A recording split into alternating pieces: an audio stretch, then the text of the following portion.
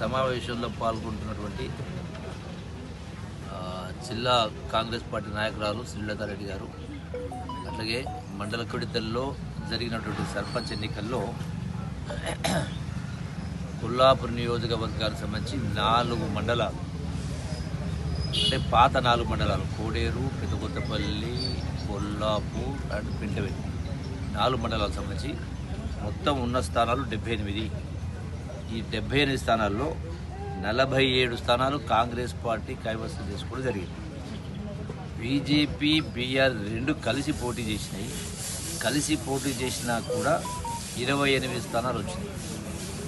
అట్లాగే ఇండిపెండెంట్, అంటే కాంగ్రెస్లోనే ఇద్దరు మామిత్రుల కాడ నేనుంటే కింద విత్డ్రా చేసుకోకుండా కారణంగా ఇద్దరు పోటీ చేసిన కారణంగా అందులో అటువంటి 3 గెలవడం జరిగింది. అంటే ఓవరాల్గా చూస్తే లెక్క చూస్తే మొత్తంగా 50 కాంగ్రెస్ పార్టీ వస్తే బీఆర్ఎస్, బీజేపీ కలిపి వచ్చిన స్థానాలు 28.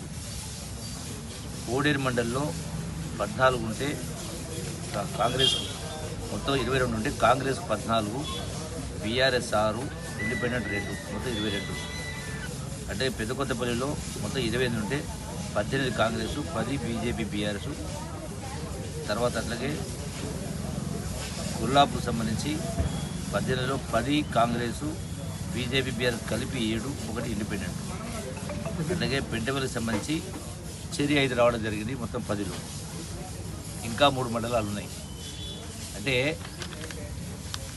ఈ 2 సంవత్సరాల కాలంలో కాంగ్రెస్ పార్టీ పైన ఉన్నటువంటి ప్రజాభిమానంతో 2 భాగాలు, అంటే 2 వంతులు కాంగ్రెస్ పార్టీకి వస్తే 1 వంతు మాత్రమే బీజేపీ, బీఆర్ఎస్ కలిసి పోటీ చేశారు.